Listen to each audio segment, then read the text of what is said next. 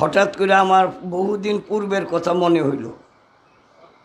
বহুদিন পূর্বে আমার পীর কেবলা জান বলছিলেন, সকালবেলা খান সাহেব আবেদ আলী দুইজন দৌড়ে আসলো। হল হুজরা মোবারক হুজুর কেবলা বললেন, বাবা আজকে আমার দরবারে একজন মমিন ব্যক্তি আসবে। এই মমিন তো আজীবন শুনছি, কিন্তু মমিন বলতে ওই যে আমাকে বাড়ির দ্বারের খালাতো ভাই মমিন, এই মমিনই দেখছি। আসল মমিন কে এটা দেখি নাই। হুজুর কেবলা বলছে মমিন আইব, অবশ্যই মমিন চিনি আলামু। কে এই মমিন? জোহরের নামাজের পরে 3টা গাড়ি এলো, সব লম্বা জামা, পাগড়ি, টুপি, আইয়াই স্লোগান দিল দরবারের মাঠের, মাদ্রাসার মাঠে, বেদাতে রাস্তা না উড়িয়ে দাও। এ কি আজীব কারবার! আমরা তো মার মুখী হইয়া জারুদার শিবির থেকে রওনা দিছি। কে রে, কার এত বড় ক্ষমতা? আমার পীরের দরবারে স্লোগান। এর মধ্যে 2জন ডাইকা, একজন হলো আবুল, আরেকজন কে যেন ভিতরের হুজুর শরীফের ডাইকা কয় কিছু বললেন না। কেবলা চান বইলা দিছে, এই কাফেলার লোক যারা যাহা কিছু করবে কেউ কিছু বলতে পারবে না। এরপরে দেখি দরবারের গেটের মধ্যেও জুতা ভাই দিয়ে আডে। এখন তো আর সহ্য হয় না। কিছু কিছু পাগল আছে না, যে সহ্য করতে পারবে না, যতই যা মনে খে তখন কন আমরা আইন মানবো না। কিছু পাগল আছে, পাগলের জন্য আইন নাই। আয়সা বলতেছে কেবলা জান নিষেধ করছে। তো ওনারা গেটের মধ্যে পাড়া দিয়া সবাই জুতা খুইলা লাইল। দেখতেছে সবার পায়ে জুতা নাই। আপাত দৃষ্টিতে একটা ভদ্রতা, জুতা খুইলা লাইল, কিন্তু একজন ব্যক্তি জুতা খুলল না। লাঠি বর দিয়া দিয়া ওনারে আরেকজনে দরিয়া ভিতরে যায়। যাইতে যাইতে কিরে জুতা লইয়া কই যাইব, কই যাইব, কই যাইব। ভিতরে হুজরা শরীফের সামনে গেল, হুজরা শরীফের উপরে উঠলো, সিঁড়ির উপরে উঠলো, জুতা পায়। এখন তো আর কলি যায় মানে না। এইতে যে মনে কে কেমনই মাইরালাম। আমার পীরের হুজরা শরীফে জুতা পরে এত বড় ক্ষমতা। সবাই চুপ, সবাই একজন আরেকজনের কয় চুপ। কারণ আমরা কোন চুপের মধ্যে আছি, কিছু কইতামও পারি না, সইতামও পারি না। আল্লাহর কসম, ওই মজলিসে আমি ছিলাম।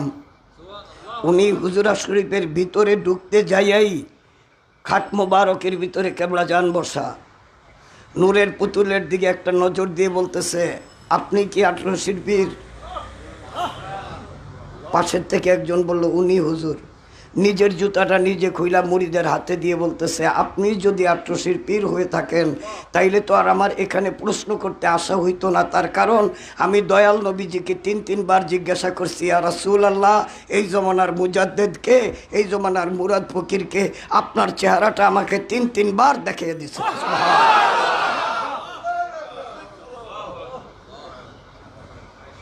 কেবলা জান হুজুর পাকের যত কাছে যায় তত নরম হয়ে যায়, মনে হলো লীন হয়ে গেল। আমি এক ব্যক্তির সাথেই দেখছি কেবলা জান হুজুর পাক মোসাফা করছে, আমি দেখছি।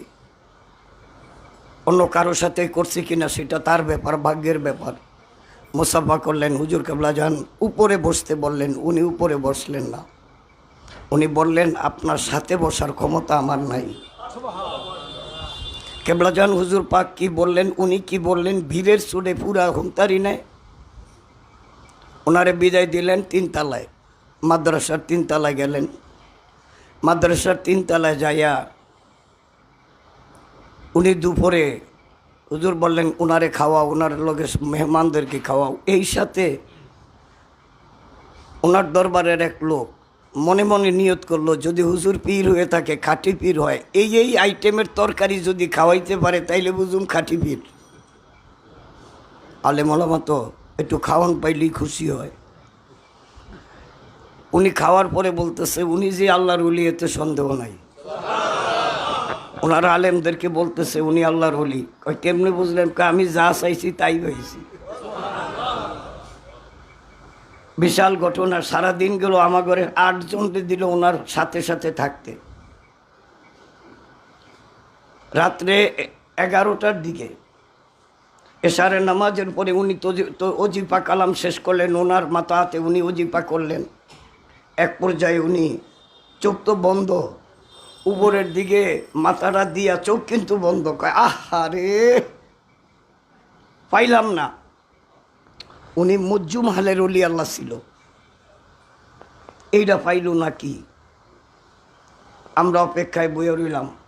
1 থেকে 1.5 ঘন্টা পরে উনি পুরো শরীর ঘামিয়ে গেল, ফ্যান চলতেছে, এরপরও বাতাস করতেছি, ওনার ঘাম গোসলের মতো পড়তেছে। আপনার হালের মধ্যে আসার পরে ওনার আলেমরা সহ আমরা প্রশ্ন করলাম, হুজুর আপনি পাইলাম না রে এই শব্দটা করলেন। উনি বলতেছে, আমি মোরাকাবা কইরা দেখতে চাইলাম উনি কোন স্তর পর্যন্ত যাইতে পারে। সুবহানাল্লাহ বলে, সুবহানাল্লাহ। আপনাদের পীর কোন স্তর পর্যন্ত যাইতে পারে, বেলায়েতের মাকাম, বেলায়েতে সোগরা, বেলায়েতে কোবরা, উলিয়া, উলিল আজম ইত্যাদি ইত্যাদি ইত্যাদি ইত্যাদি করতে করতে কোন কামালাতে নবুয়ত, হাকিকতে সলাত, হাকিকতে কোরআন, হাকিকত কাবা, এই বিভিন্ন দায়রাগুলি কিভাবে অতিক্রম করে আমি জানতে চাইলাম। আমি মোরাকাবা কইরা পথের মধ্যে বসে রইলাম, আমি চট করে দেখলাম যে উনি উপরের দিকে যাইতেছে। সুবহানাল্লাহ।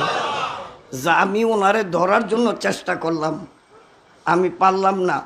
এক পর্যায়ে উনি কই গেল আমার চোখের দৃষ্টির আড়ালে যখন চলে গেল, তখন আমি বললাম যে পারলাম না ধরতে।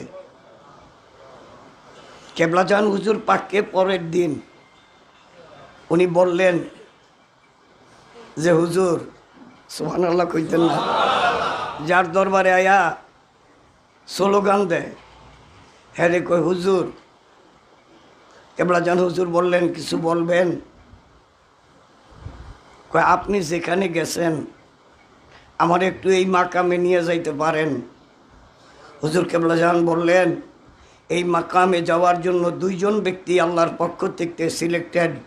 একজন হলো আখরি জমানার নবী রাহমাতাল লিল আলামিন, আর শেষ জমানায় এই অদম মিসকিনকে আল্লাহ তাআলা দয়া করিয়া সেই মাকামটা দান করছেন।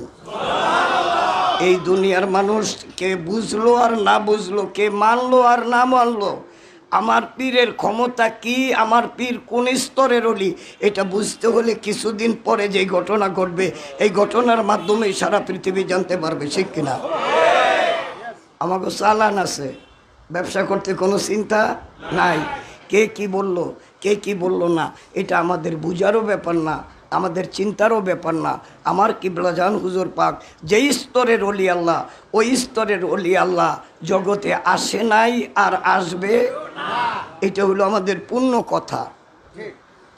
এই পীরের কদমে আইসা আমরা পবিত্র জুমার নামাজ আদায় করতে পারলাম, আল্লাহ তাআলা যে সুযোগ করে দিলেন, এই জন্য সকলেই বলুন আলহামদুলিল্লাহ।